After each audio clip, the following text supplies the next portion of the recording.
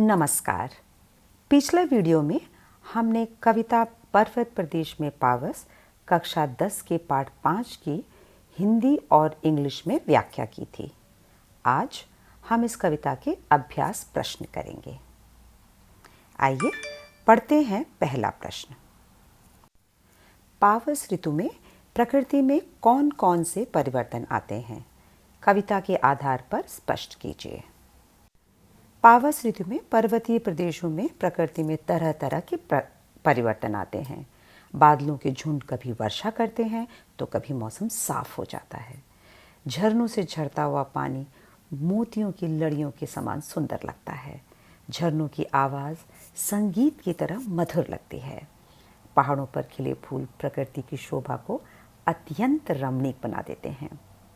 कभी बादल इतने नीचे आ जाते हैं कि पर्वत और वृक्ष दिखाई तक नहीं देते। झरनों की केवल आवाज़ सुनाई पड़ती है, लेकिन धुंध, कोहरे और बादलों में छुपे झरने दिखाई नहीं देते। तालाब अदृश्य हो जाते हैं। चारों तरफ धुंध और बादल तैरते दिखाई देते हैं। ऐसा लगता है मानो पृथ्वी के स्थान पर आसमान आ गिरा हो। पृथ्वी और आसमान की ये भूल भुलैया जादू सी लगती है। पृथ्वी पर होकर भी ऐसा लगता है कि हम बादलों में घूम रहे हैं। पावस ऋतु में पर्वत प्रदेश का ऐसा बदला हुआ रूप देखकर मन खुश हो जाता है। दूसरा प्रश्न है, मेखलाकार शब्द का क्या अर्थ है? कवि ने इस शब्द का प्रयोग यहाँ क्यों किया है? मेखलाकार का अर्थ है करघनी के आकार जैसा। करघनी कमर में बेल्ट की तरह पहने जाने वाला महिलाओं का आभूषण होता है, जो पहाड़ की ढाल की तरह तिकोना तथा टेढ़ा मेढ़ा होता है। यहाँ पहाड़ के आकार की तुलना करघनी से की गई है। ऊंचे नीचे घुमावदार पहाड़ ऐसे लगते हैं मानो पृथ्वी ने अपनी कमर में करघनी पहनी है।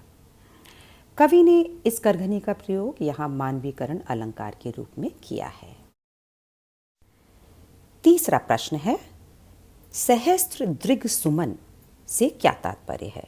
कवि ने इस पद का प्रयोग किसके लिए किया होगा?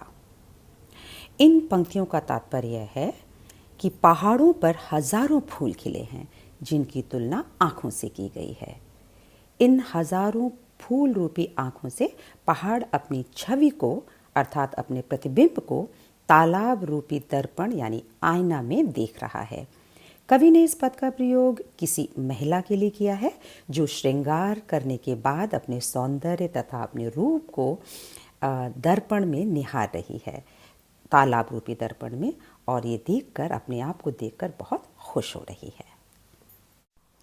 अगला प्रश्न है, कवि ने तालाब की समानता किसके साथ दिखाई है और क्यों? कवि ने तालाब की समानता दर्पण यानी आईने के साथ दिखाई है, क्योंकि तालाब में स्वच्छ पारदर्शी अर्थात ट्रांसपेरेंट पानी दर्पण की तरह प्रतीत होता है, जिसमें प्रतिबिंब या परछाई को देखा जा सकता है।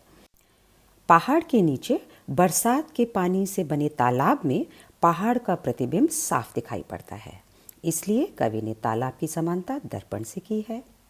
पांचवा प्रश्न पढ़ते हैं। पर्वत के हृदय से उठ उठकर ऊंचे ऊंचे वृक्ष आकाश की ओर क्यों देख रहे थे और वो किस बात को प्रतिबिंबित करते हैं? पर्वत के हृदय से उठकर ऊंचे ऊंचे वृक्ष आकाश को इसलिए देख रहे थे क्योंकि ऐसा प्रतीत हो रहा था कि शाल के ऊंचे वृक्ष आसमान को छू लेने की आकांक्षा में एक टक स्थिर होकर आसमान को पाने के विचार में, उसकी चिंता में लीन हैं, मग्न हैं। कवि ने शाल के ऊंचे ऊंचे वृक्षों से मनुष्य की उच्च आकांक्षाओं को प्रतिबिंबित किया है, जिन्हें पाने की कोशिश में वो हमेशा लगा रहता है। अर्थात अपने लक्ष्य को पाने के लिए जिस तरह मनुष्य एकाग्र होकर, फोकस्ड होकर लगा रहता है, उसी तरह ये ऊंचे पेड़ भी आसमान को छू लेने की इच्छा से एक टक खड़े प्रतीत होते हैं। छठा प्रश्न है, शाल के वृक्ष भयभीत होकर धरती में क्यों धंस गए? शाल के वृक्ष भयभीत होकर धरती में इसलिए धंस गए क्योंकि अचानक बादलों के झुंड बहुत नीचे आ गए और उन्होंने सभी वृक्षों को ढक दिया। अब जब वो कहीं दिखाई नहीं पड़ रहे, तब बादलों के नीचे अदृश्य शाल के वृक्षों को कवि ने इस तरह दर्शाया है मानो वो बादलों के भय से पृथ्वी में धंस गए हों। इस भाग का अंतिम प्रश्न है, झरने किसके गौरव का गान कर रहे हैं? बहते हुए झरने की तुलना किससे की गई है? पर्वतों की ऊंचाई से गिरते हुए झरने पर्वतों की विशालता का गौरव गान कर रहे हैं। बहते हुए झरनों की तुलना मोती की सुंदर लड़ियों से की गई है। झाग भरे झरनों से निकलते पानी की बूंदें सफेद मोतियों की लड़ियों के समान प्रतीत होती हैं, इसलिए कवि ने झरनों की तुलना मोती की लड़ियों से की है। अब पढ़ते हैं प्रश्न 1 का भाग ख। निम्नलिखित का भाव स्पष्ट कीजिए। पहला है टूट पड़ा भू पर अंबर। इन पंक्तियों का भाव है, पर्वत प्रदेश में वर्षा ऋतु में मौसम क्षण क्षण बदलता रहता है। साफ मौसम में अचानक बादल घिर आते हैं और समस्त पहाड़ों को ढक लेते हैं। धरती, पेड़, पहाड़, झरने, तालाब सभी अदृश्य हो जाते हैं। ऐसा लगता है मानो धरती के ऊपर आसमान टूट पड़ा हो। अगली पंक्तियां हैं, यूं जलद यान में विचर विचर था इंद्र खेलता इंद्रजाल। पर्वत प्रदेश में वर्षा ऋतु में मौसम अचानक बदलता रहता है।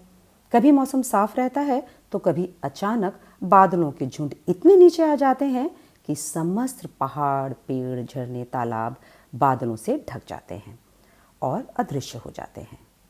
थोड़ी देर बाद बादल छट जाते हैं, गायब हो जाते हैं और वर्षा समाप्त हो जाती है। फिर से एक बार मौसम साफ हो जाता है, सूरज चमकने लगता है। ये संपूर्ण दृश्य जादू के समान लगता है। अगली पंक्तियां हैं, गिरिवर के उर से उठ उठ कर। इन पंक्तियों का भाव नीचे दिया गया है और इसका एक्सप्लेनेशन अभ्यास प्रश्न 5 में भी समझाया गया था, आप वहां से सुन सकते हैं। अगले भाग में कविता का सौंदर्य पूछा गया है। इसका पहला प्रश्न है, इस कविता में मानवीकरण अलंकार का प्रयोग किस प्रकार किया गया है? स्पष्ट कीजिए। इसका उत्तर है, सुमित्रा नंदन पंत जी ने प्रकृति की सुंदर छटा को कविता के शब्दों में बहुत ही कुशल तरीके से बांधा है। उन्होंने अन्य अलंकारों के साथ मानवीकरण अलंकार का प्रयोग बहुत ही प्रभावपूर्ण तरह से किया है। कहीं पहाड़ों पर खिले फूलों की समानता मनुष्य की आंखों से की है।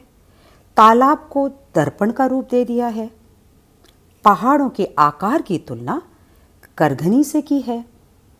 झरते हुए झरनों की तुलना मोती की लड़ियों से की है। वृक्ष की ऊंचाई को मनुष्य की उच्च आकांक्षाओं से संबोधित किया है, तो कहीं बादलों को इंद्र का वाहन बना दिया है और बदलते मौसम को इंद्र की जादूगरी का नाम दिया है।